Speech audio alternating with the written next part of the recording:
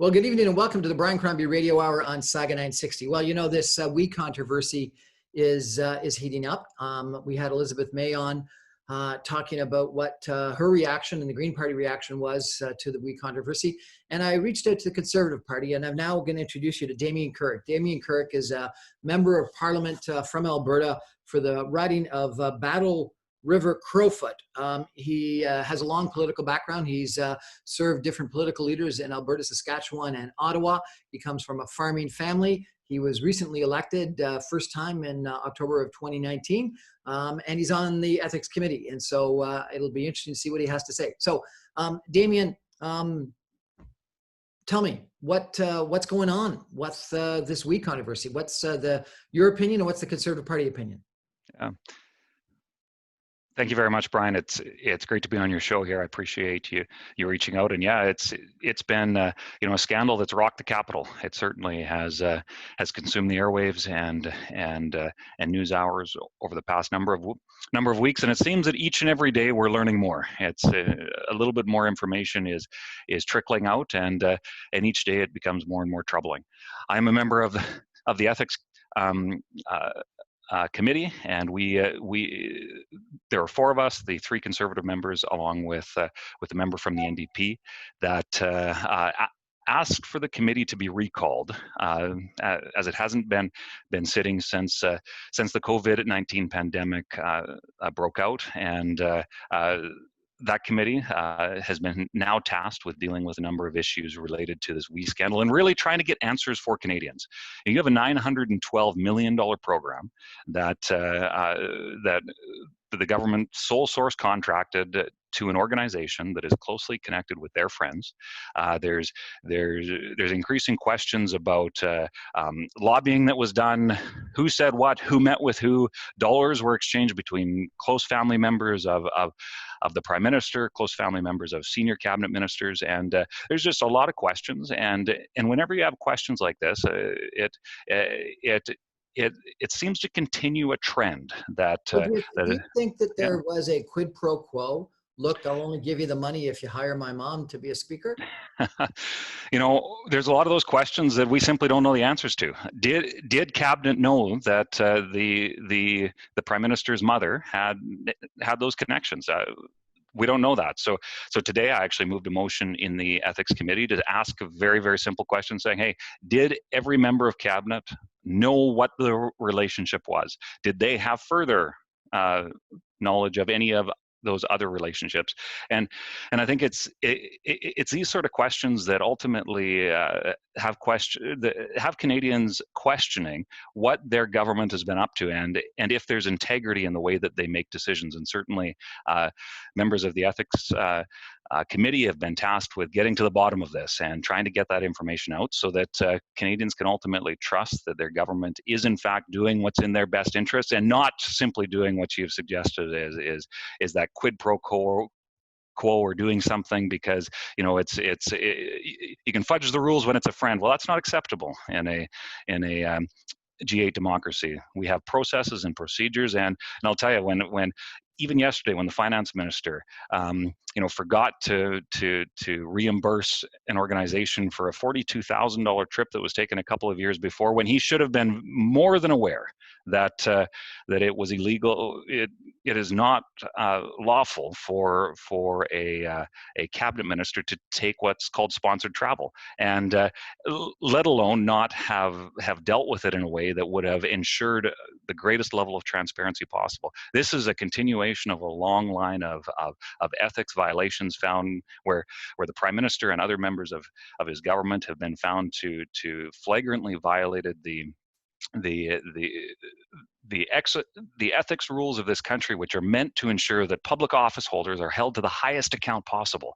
And when you have those gross violations, it really shakes the confidence that Canadians should be able to put in their public leaders. And it calls into question every aspect of what government does. And certainly Canadians deserve answers. And that's what we're doing our best on with the committee proceedings, a number of motions that have been passed to really dig in to get to the bottom of this and make sure that the ethics commissioner, as he does his investigation, is able to have all the information required, as as you'll probably recall, when it came to the SNC Lavalin scandal, the ethics commissioner didn't get all the details. In his report, there were at least 9 witnesses that he wasn't able to get the whole story from, and yet you have the Prime Minister stand up in Parliament and say one thing, and when very clearly the ethics commissioner, who is a nonpartisan officer of Parliament, say that the witnesses that had relevant testimony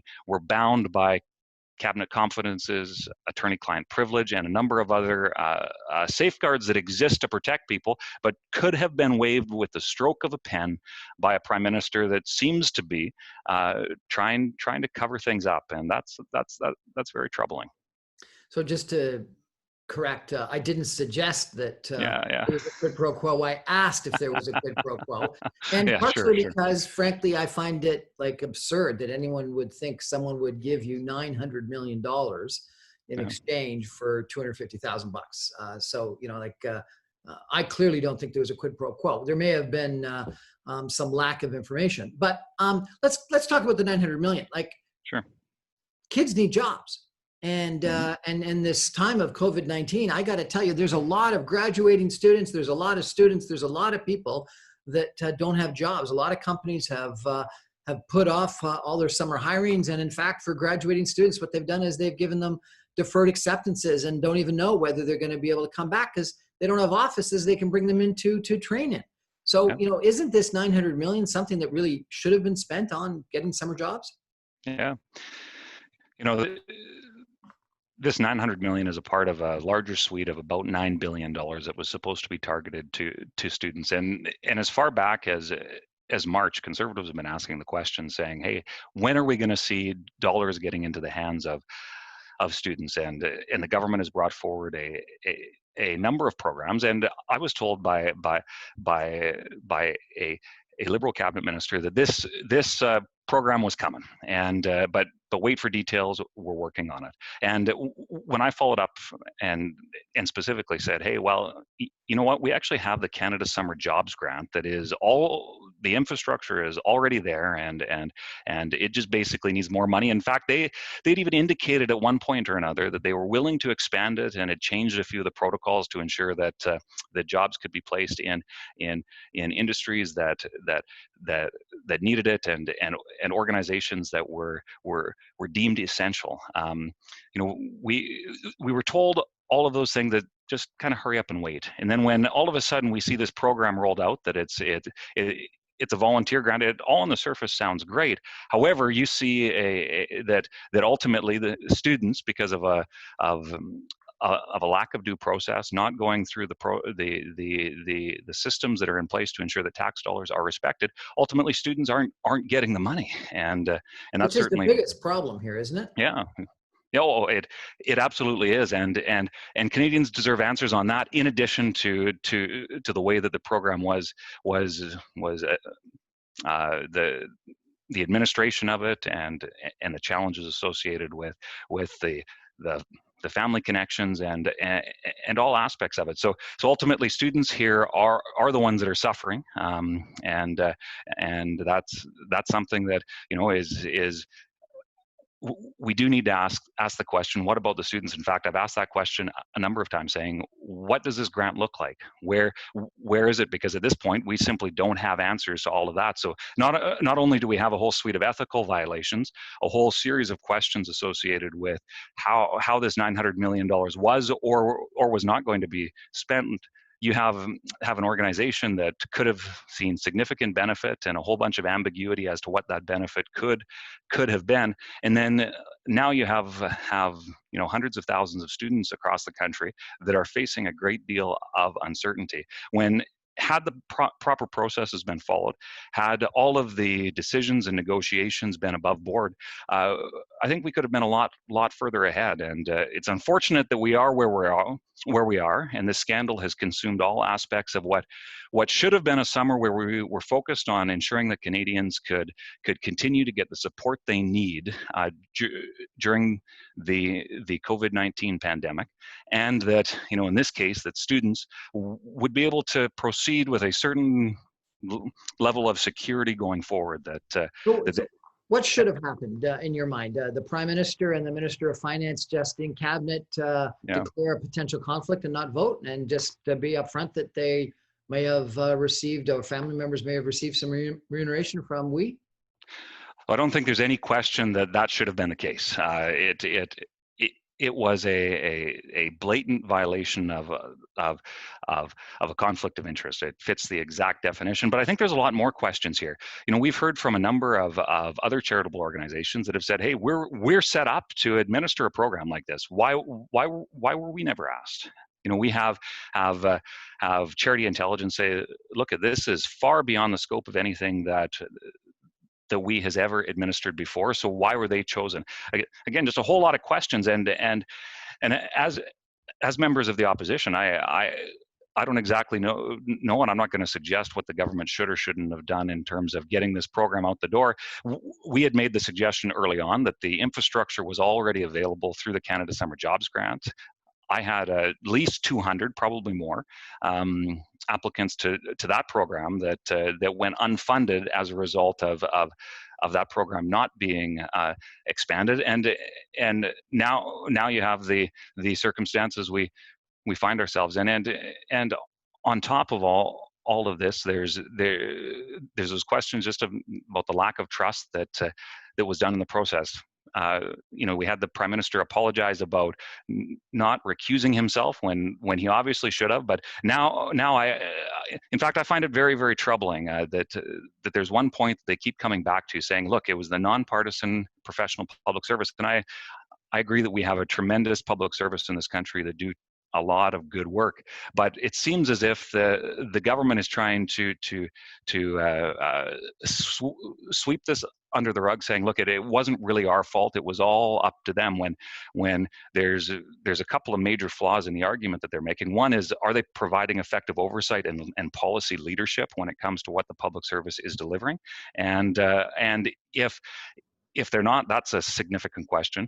But if they are, the public service would have been acting on the government's direction. And certainly, if we're what's being suggested in the media, where there was lobbying that took place right prior to this, you know, again, a lot of unanswered questions about why this $912 million funding arrangement was set up. And you know, I think Canadians deserve answers on that, because that's a lot of tax dollars. And ultimately, as a result of these decisions, students are not benefiting, and they should be. They should be able to go into the fall with, whether it be that tuition credit or whatever program could have been set up. They should have been able to move forward in a way that would have given them that certainty.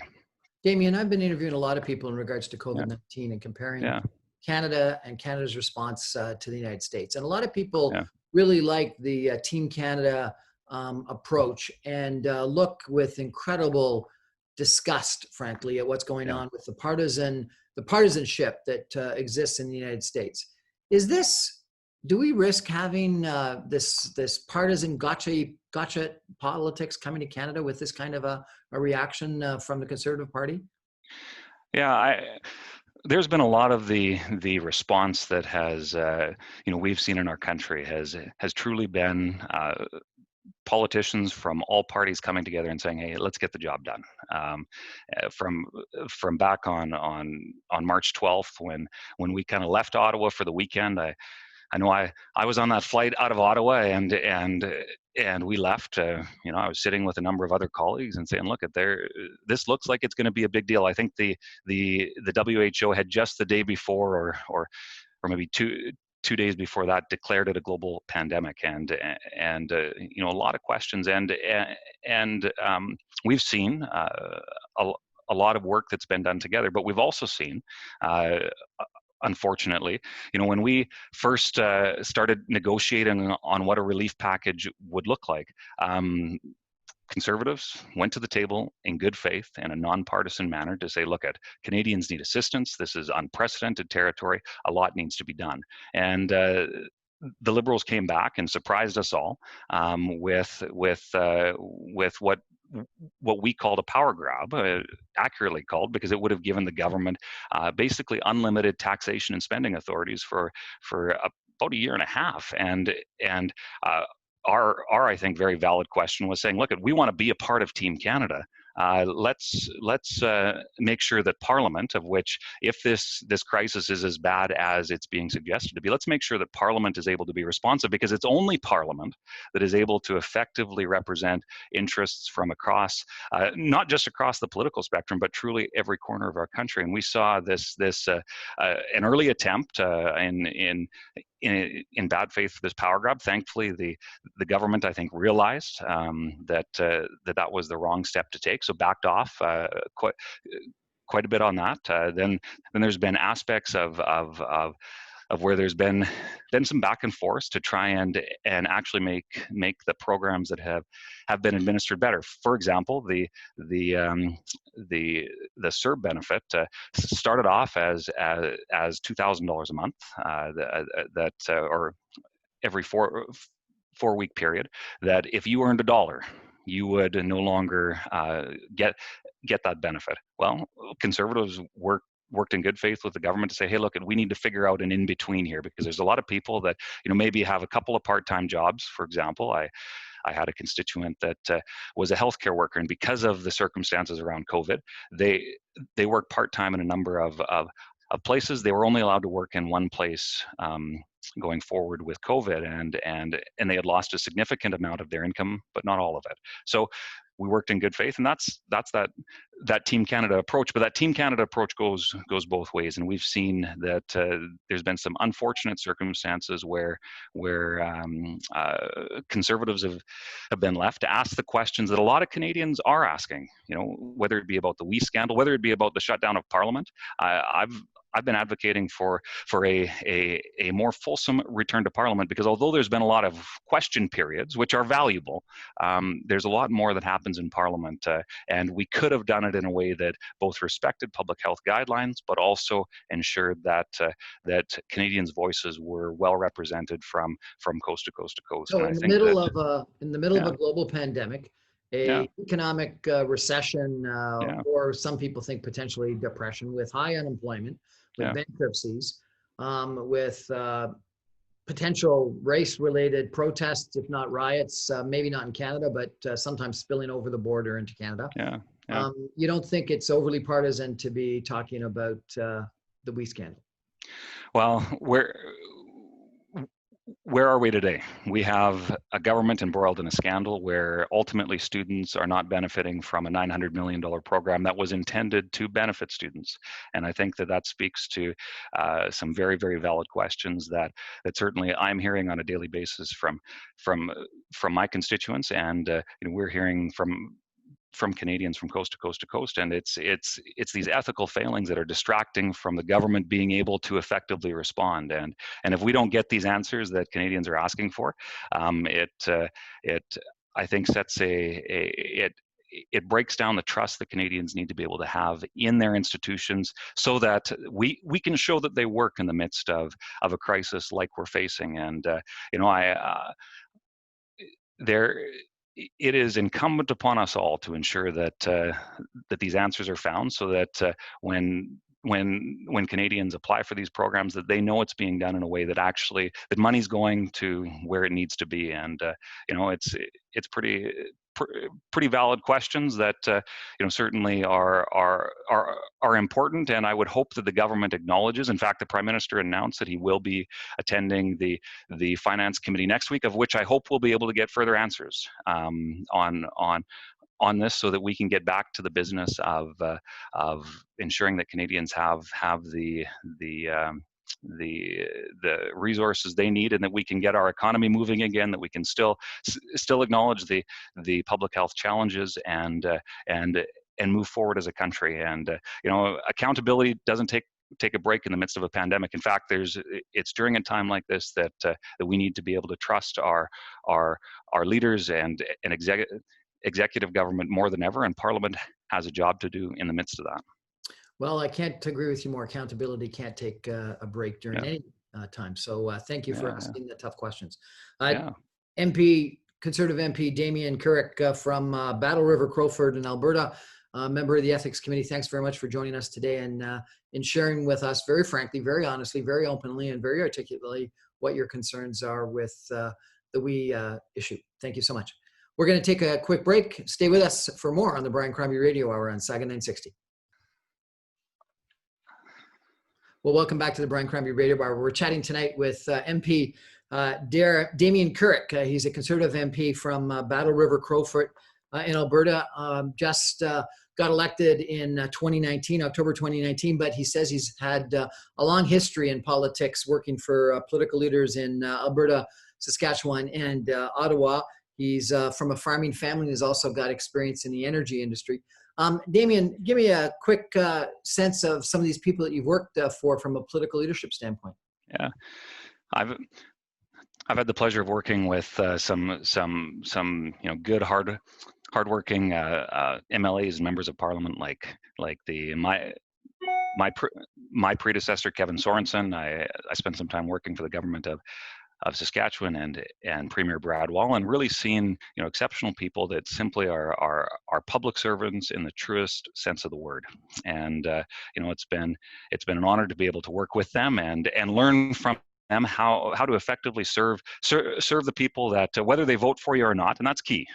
You can tell a good politician by whether or not they're working diligently for every person in their constituency, not just those who put an X beside their name on the ballot. And I've been proud to be able to learn from and be mentored by some of those individuals that truly demonstrated what public service is about. So you've had a great experience dealing with a bunch of different leaders across Canada, and you've been able to see what leadership works and what leadership doesn't work, I guess. We're embroiled in a leadership race within the Conservative Party for leader of the Conservative Party, and will run against Justin Trudeau, I presume, to become Prime Minister of Canada. We don't know exactly when that election is. Yeah. What do you think the Conservative Party needs to do in electing a leader such that it's got a good chance of winning the next election? Yeah. Look, this entire process, as soon as Andrew announced that he would not be running in the next election as leader, it kicked off the process, and it's truly a grassroots process. The party has a process and procedures in place where they basically empower members to choose who they feel would be the best as leader of the party, and that person to lead the party into the next election. And it's been exciting to see that. We had a whole bunch of names floated, and a number of people that said yes, a number of people that said maybe, and others that said no or not right now. And I think that that shows the strength of both the Conservative Party, but just political engagement in this country. We had a variety of ages as well. We have candidates that are in their 30s. We have candidates that are I think pushing the higher end of 50. I'm not sure that we have anybody over that, but a wide range, a diverse group that has found themselves on the ballot, and others who had explored the possibility. And ultimately, I think it shows the strength of the political movement. And I'm proud to be a part of a party that has that grassroots. It's members of the party. It's the grassroots that makes this decision. And although the leadership race has looked very different than expected, as society has grappled with the COVID-19 situation, we have this leadership race that's in its final month. We should know in about a month from now who that next leader is, and looking really forward to what the coming weeks and then finding out who the members of the Conservative Party choose as their next leader, and who that person is in terms of leading the party, and a strong parliamentary caucus of Conservative MPs. When you think about what the Conservative Party needs in that leader, are you thinking about leadership qualities, or are you thinking about policy positions? I'll explain a little bit of the process that I went through. I didn't really have a horse in the race, so to speak. So I took it upon myself to speak to each person, to ask them a series of questions about everything from the big picture policy issues to their backgrounds, how they would approach issues within a parliamentary caucus, all of those sorts of things. And I kind of did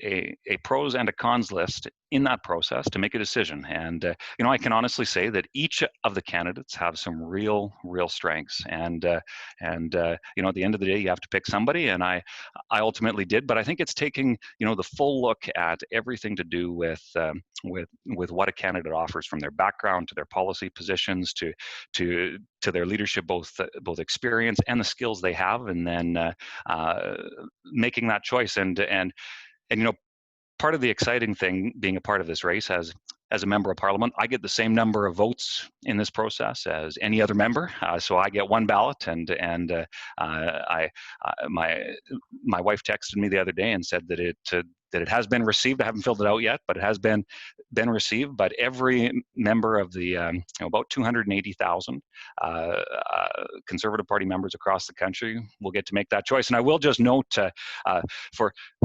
that my constituency actually has the most Conservative Party members of any constituency in the country. So that's a little bit of a feather in my cap for in terms of the party. But how many is that?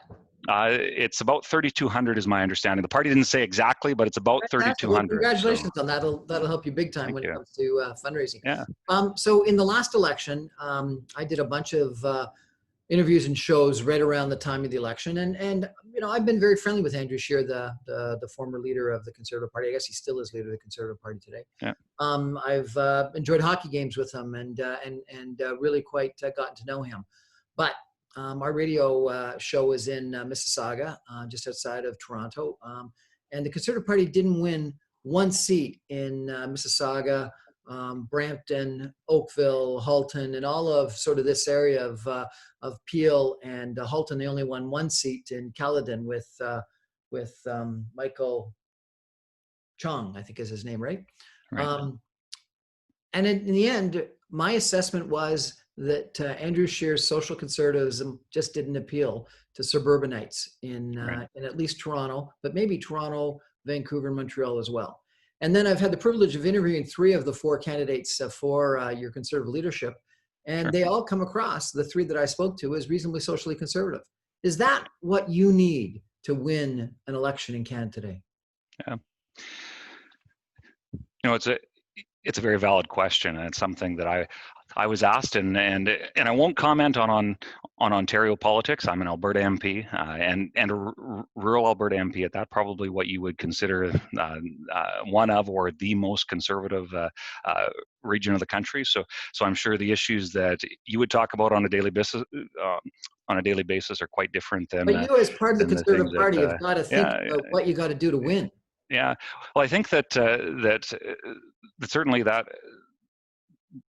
issue got a lot of airtime, and I am proud to be a part of a party that does allow free discussion on the issue, and I will leave it to each of the candidates to lay out their specific positions. But I think that it shows the strength of Canadian society that we can have that free dialogue. And I know within our caucus we have a diversity of opinions, and that free votes on conscience issues are allowed, and it represents, I think, the diversity of this country. So it's that's certainly one of the things that each leader has, each leadership contestant has to deal with. But when it comes to the overall issue, from across the country and wide swaths of Canadians in different areas, different faith backgrounds, different perspectives. There's a wide variety of perspectives, and I think that that's well represented across the party. And I know I've spoken to my colleagues that would truly fall on every side of each of these social issues, and it's important to acknowledge that truly represents the diversity of what Canadians are. And I think that one of the things that we have to do, however, is communicate effectively in that process to say, look, there's a diversity of opinions, and there has to be respect throughout the entire process and the discussion, and acknowledge that, Andrew, I thought, had said quite clearly that it wouldn't be the government's action. In fact, it says very clearly in the Conservative Party policy handbook that abortion will not be legislated on. And I think there's a number of factors why maybe that kept being brought up, but that's something where I think it's important to acknowledge the diversity of opinions that exist on those issues across the country. At the same time, I was surprised that there wasn't more focus on fiscal conservative Yeah. issues. And it was almost as if no one was talking about the economy and fiscal conservatism. And a lot of suburbanites are fiscally conservative. Yeah. And with all the money that the government is now spending, and justifiably so for COVID-19, our debt next year is going to be atrocious. And fiscal conservatism is going to have to be back in vogue, is it not? Yeah, no, I think you're right. And, it's interesting because the week before the COVID-19 pandemic, the motion that the Conservative Party had brought forward in an opposition day in the House was exactly that. What are we going to do when the next crisis hits? And lo and behold, we find ourselves in quite the position. Our net debt in this country is projected to surpass $1 trillion. Our deficit for this fiscal year alone could be as high as $343 billion. These are absolutely huge numbers that I think is forcing more and more Canadians to acknowledge that there has to be the right balance. Certainly, and Conservatives supported ensuring that there was relief to Canadians that needed it. But at the same time, there has to be a responsibility in how we move forward from this, and ensure that we don't get ourselves in a position where the long-term financial security of our country is put at risk. We've seen a credit downgrade already. And I think that it's important, and Conservatives will continue to ask the question, say, look at what's the plan after this, and certainly I have no doubt that we will be presenting a fulsome plan in that regard. But in terms of our role as the official opposition, we're going to continue to ask those questions, say, look at what. Aid was needed, support was needed, but what comes now? And for the sake of our kids and our grandkids, to make sure that that plan exists, so that we don't have to see future cuts. Nobody wants to see that. So let's get our fiscal house in order, and address these issues going forward. MP from Alberta, Conservative MP Damien Kurek from Battle River, Crowfoot. Thank you so much for joining us. Before we go, in this time of COVID-19, do you have a message for Canadians? Yeah, in the midst of all the challenges we face, there's a lot of reason to still be hopeful. And as I've done Facebook Lives and interviews and connected with constituents and folks across the country, there's still a lot of reason to be hopeful. There's still a lot of reason to be optimistic.